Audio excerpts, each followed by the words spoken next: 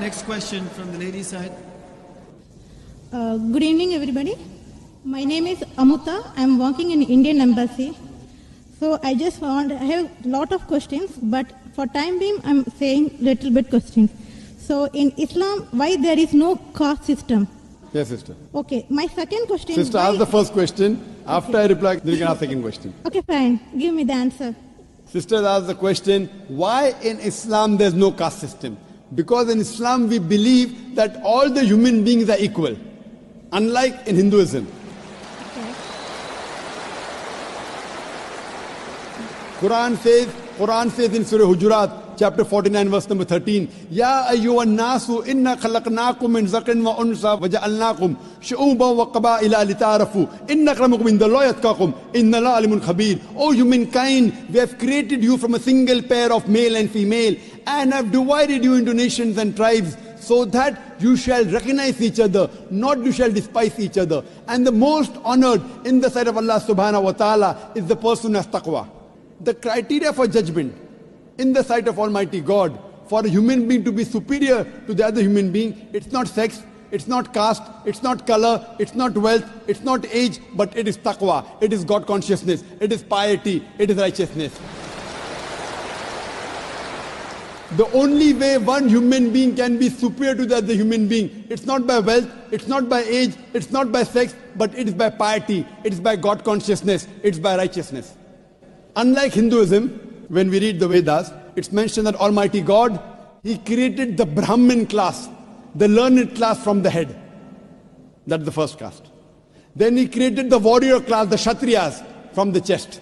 Then from his stomach and thighs, He created the business community, the Vaishyas. And from the feet, He created the Shudras, that's the untouchables, that's the lower caste. So this is what is mentioned in the Vedas. In Islam, we believe that all the human beings are equal. We don't believe that one human being is superior to the other human being because of birth, because of profession, because of wealth, because of color, because of caste. So Islam is a universal religion. Unlike in the Vedas, what they say that you have to stick to your profession. Because it was mainly controlled by the Brahmins, which is again small percentage, minute percentage. And they say that if you're born as a Shudra, you remain a Shudra, you serve the Brahmin, next life maybe you may become a better person. No, this is all ideology. So that, they want to keep the low person will remain low, and the rich and the top people remain top. In Islam, we believe in equality. And Islam is a religion for all the human beings. That is the reason Islam is against caste system. Hope that answers the question, sister. Okay, sir, I have one more doubt. So why you are saying the Muslim is Sayyid Muslim or Sunni Muslim or Shia? So what is that? Sister said that why am I saying Sayyid Muslim and Shia Muslim Sunni? I never said Sayyid Muslim. Muslim is the one who submits his will to Almighty God. In Islam, there is no sect. Allah says in the Quran in Surah Al-Imran chapter 3 verse number 103, وَاتَصِمُوا بِحَبْلِ اللَّهِ جَمِيعًا وَلَا تَفَرَّقُوا. Hold to the rope of Allah strongly and be not divided. There is no Sayyid Muslim and Sunni or this. Yes, the family. Fine, you may belong to a family. You may belong to a Sheikh family. You may belong to Sayyid family. To know your roots, that does not mean a person is superior. A Khan is superior to a Sheikh or a Sayyid. No. It is belonging to your roots.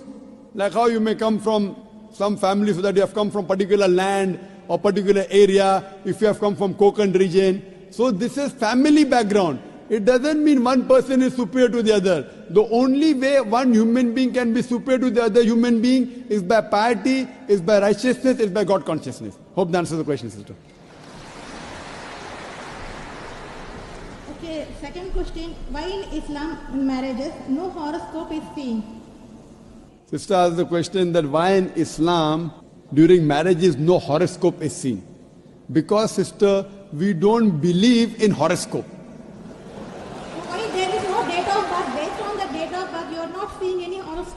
Yes, sister, I'll come to it. I will tell you what Hinduism says, because I studied Hinduism. In Hinduism, they believe in horoscope. Kundali. You know Kundali? Yeah, I know. It's called Kundali. Yes, you know, sister. When Kundali, you tell your date of birth, then they say that this sun was there, and this Shagun, and this Grahan came. This is a science. But this science is not established science. It's a hypothesis. It says that if you are born on this date, then this Grahan comes and this planet goes there and this.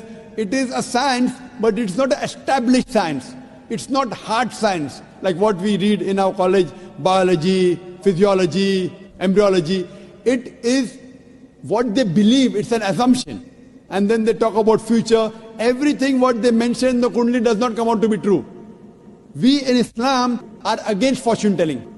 Quran says in Surah Ma'idah chapter number 5 verse number 90, Ya alladhina amanu innamal khamru wal maisuru. Oh, you believe, most certainly intoxicant and gambling, wal anzabu wal aslamu, dedication of stones, divination of arrows, rishthum min amali shaitan. These are Satan's handiwork. Fashtanibu lalakum tuflihun. Abstain from this handiwork that you may prosper. Quran says this fortune telling, divination of arrows, they are Satan's handiwork. Abstain from it that you may prosper. So in Islam, we do not believe in this. Many a time, you go in a machine, you put your date of birth, then it comes out there. Something good is going to happen to you in the next 1 week.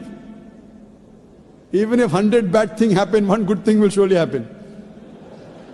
The next person goes, it comes horoscope, something bad is going to happen in the next 1 month. So these are statements that are made which are so ambiguous. And all this, parrot goes and picks up a chit, and you come to know your kundali or what your future. So in Islam, we don't believe a parrot can pick up and tell you what is your future, or by reading the palm, or looking at the stars. Islam is against this. And many a time, you get fooled into believing that it is true. And there was a research done that once a psychologist, he was teaching a class of 100 students. And after 1 week, he said, now I have understood your background, everything. I will write about each individual person, about his past and everything. But don't open the chit until I tell you. So he wrote to all 100 students details about the past. Then he said, okay, now open the chits and give me gradation. How much am I accurate? Believe me, more than 95% of the students said the professor was more than 90% correct. The secret was the professor wrote the same thing for everyone. These are such ambiguous statements. What we have to realize is that Islam is against fortune telling, against knowing about the future. That's the reason there's no kundli required. If the kundli was there, yet we find that so many marriages are being broken in Hinduism. Why? What we believe that we have to choose our life partner. And our beloved Prophet Muhammad Sallallahu Alaihi Wasallam said, it's mentioned in Sahih Hadith, that whenever you choose your life partner, you look for 4 things. Beauty, wealth, nobility and virtue. The best is virtue.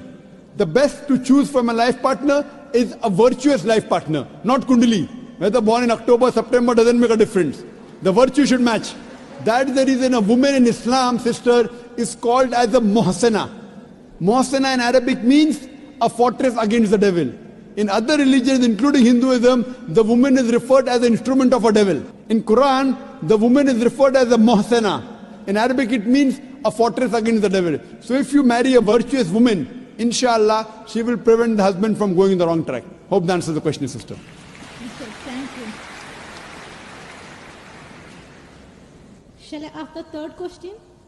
Sister, let's give a chance. When the chance comes to you, you can answer. Okay, no problem. So you can stand there. We'll ask the other non-Muslims. We'll allow them to give a question. If any other non-Muslims come, give them a chance, then you can ask sisters, so that we give everyone equal opportunity. Yes, sir. I just want to take Shahada.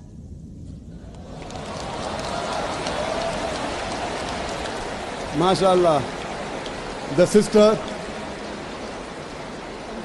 who asked the question earlier, and I believe you're a Hindu sister? Yeah, I'm Hindu. Yes, the sister who asked the earlier question, MashaAllah, Allah gave her hidayat and she wants to accept Islam. I want to ask you, sister, do you believe there is one God? Yeah, I believe in Do you one believe God. that Almighty God has got no images? Yes, sir, I believe. Yes, and you believe that there's no one to worship besides Allah? Means? Do you believe that there's no God but Allah? Yeah, I believe Allah is the Do you believe Prophet Muhammad is the last and final messenger of this God? Yes, I believe. Inshallah, I'll say in Arabic and you repeat it, sister.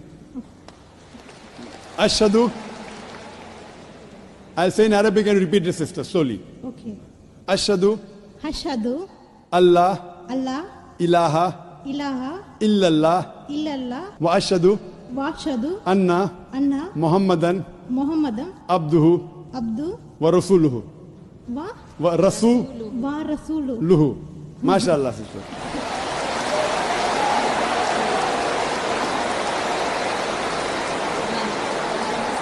Sister, I'll just say the translation. I'll just mention the translation, sister. You just repeated the translation, which will be much more easier. I bear witness.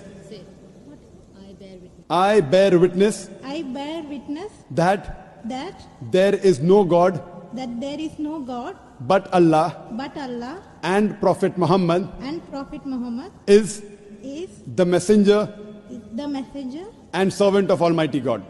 and Servant of Almighty God. servant of Almighty God. MashaAllah, sister. You are a Muslim. May Allah subhanahu reward you.